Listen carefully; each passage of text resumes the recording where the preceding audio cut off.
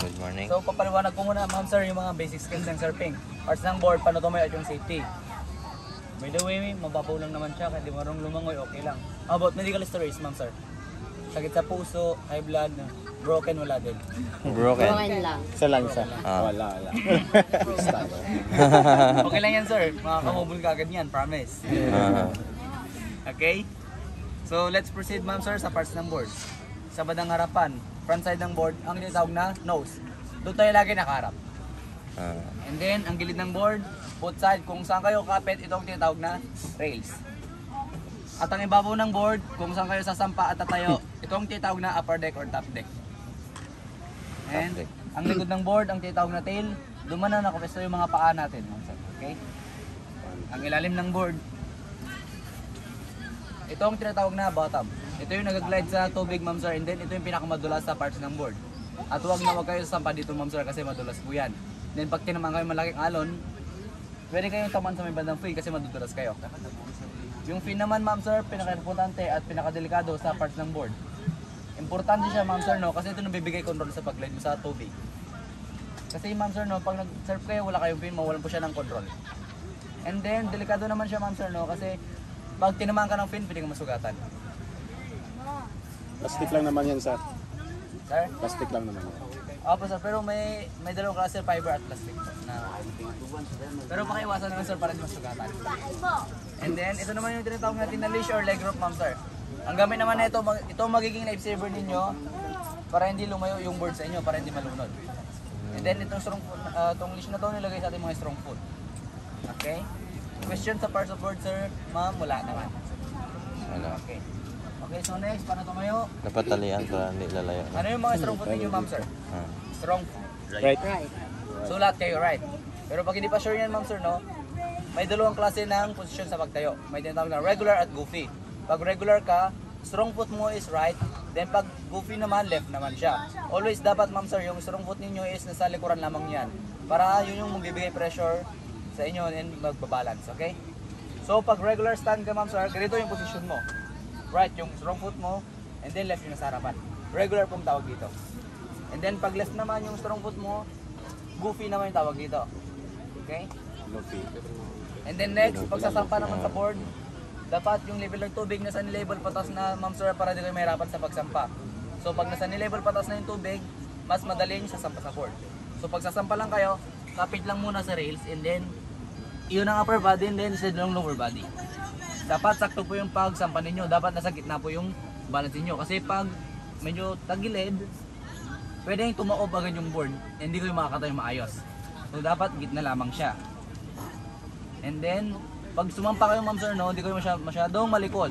Pag masyadong malikod, parang ganito, hindi kayo makakatayo niyan kahit okay yung alon. Kasi pag ma-push kayo, ma'am sir, no, magamit niyo yung tuhod niyo, lahat ng bigat is mapuna lamang sa likuran. Then, pag masyadong maharap naman, ganito yung position mo, 100% mag-nose dive ka niyan, ma'am sir. So, pakiiwasan na lang. So, dapat position niyo is hanggang dito. Dapat madama yung leash plug dito sa alma ng likod, okay? And then, laging nakatip-to dapat yung paa natin, ma'am sir, para iwas tumba agad kapag hindi nakatip-to. So, dapat nakatip-to lagi. Pero pag wala muna, relax lang muna. Pero pag may alon, chest up, tingin sa harapan, tip-to yung paa. Yung kamay natin, ma'am sir, ilagay sa gilid ng chest. Then, next is, i-bend natin yung mga strong foot natin sa ni-level. Dapat adjust mo siya ng konti kung siya ipatong or dikit. Medyo ilagay mo siya ng konti. Always nakatip-to pa rin yan. Then, push, upper body, lower body, pagsabay yung buhatin. Then, forward lang left foot, tayo, then sabay bend. Then, pag nakabend na kayo, ma'am, straight back lang nawat. Huwag kayo yuyuko ng paharap or palikod. Kasi pag gumiwang yung board, pwede mo tumba kagad. And then, pag nakabend na kayo, kung ano yung strong foot ninyo, doon nyo lagay yung body position. So, right, lagay sa right, body position, yung sa harap. Paano pag maneuver ka? Sir? Ano yung mamaneuver mo?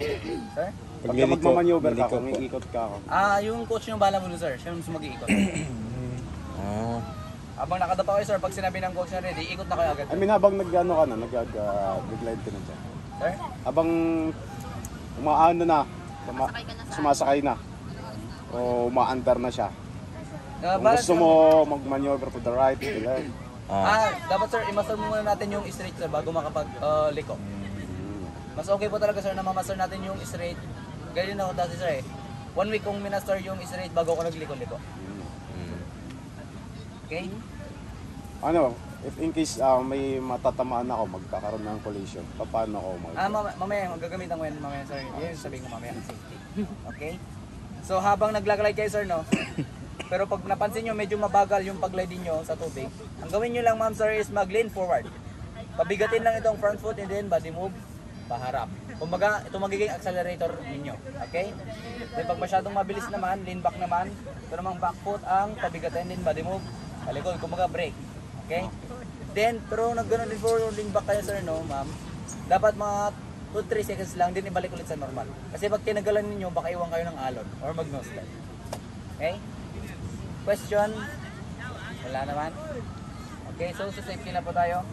First safety. Habang naglaglide kayo sa tubig sir, no, enjoy yung pag-glide ninyo. So dapat yung pag-glide ninyo ma'am sir, no, dapat huwag yung isagad hanggang sa may buhangin o kaya shoreline. Kasi pag sinagad ninyo, biglang mag-stop yung board. Pwedeng ma-injury yung paa ninyo or sususog kayo sa harapan ng board. So dapat, ma'am sir, mga 2 meters bago mag-shoreline, baba na po kayo both side kasi mababaw lang po doon, step down lamang. Step down both side o kaya sa likuran. Wag lang sa harapan.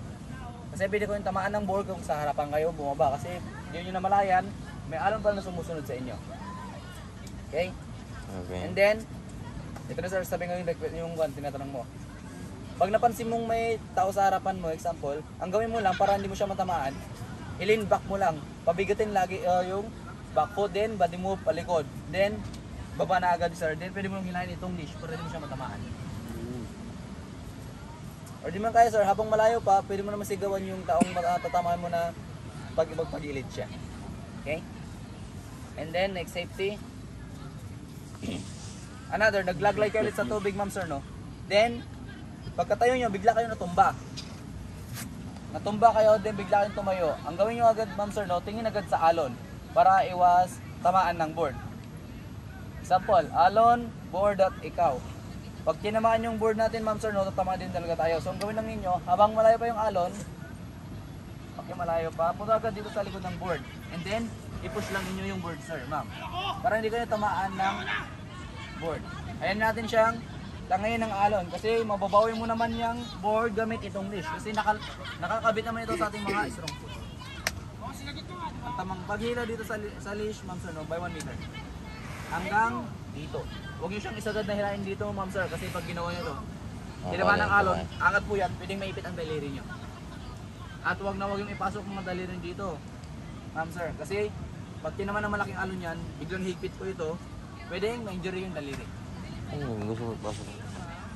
So pag hihilahin nyo lang, dapat 1 meter yung layo and then daan-daan lang, huwag nyo siyang bibiglain kasi pag biniglan nyo, pwede kayong tamaan ng tail part o kaya itong feet. Okay? At ito, wag yung gagawin ma'am sir, no? Yung parang ipupulupot nyo sa mga daliri. Ganito, wag yung gagawin to. Kasi mga ilang students na ginagawa nito kaya mahirap po. Kaya safety na lang po ma'am sir para di kayo ma-injury sa kamay. Okay? So pag ganun yan dapat, wag po ipupulupot. Dapat ganito lamang. Okay? Sa safety, pabalik naman sa lineup. Enjoy yung pag-glide niyo ma'am sir, no? Pag gusto nyo bumalik sa course niyo sa instructor, always lang ma'am sir na iharap nyo lagi itong nose. Kasi ito naman pwede pangontra sa alon.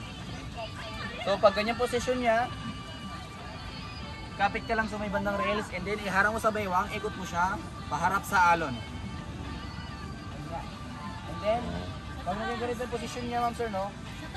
Kapit lang sa may bandang tail part and then sa rails. Then pag may alon, pwede siya maging panangga. Okay sir, ganito lamang. Okay. Then, pwede naman siyang, example, di mo siya naikot, nung bumalik sa coach, pwede mong gamitin itong leash, 1 meter, and then lakad lang pabalik sa instructor. Okay? Question, ma'am sir, wala? Wala na, okay? Mag-ano ka? Instructor ka? Practice na po tayo. Practice na. Doon po tayo, sir. Go! Ay.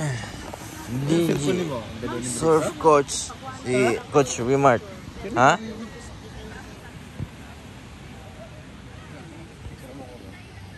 Ito. DG Coach? Iba man to? Nano surf man yan? 3, 2, 1. Ritual from Cebu. And Jalula, the Warayman. 3, 2, 1. Okay. Next. Okay, 3, 2, 1. Okay, kasama na to sa video. Dito tayo sa La Union.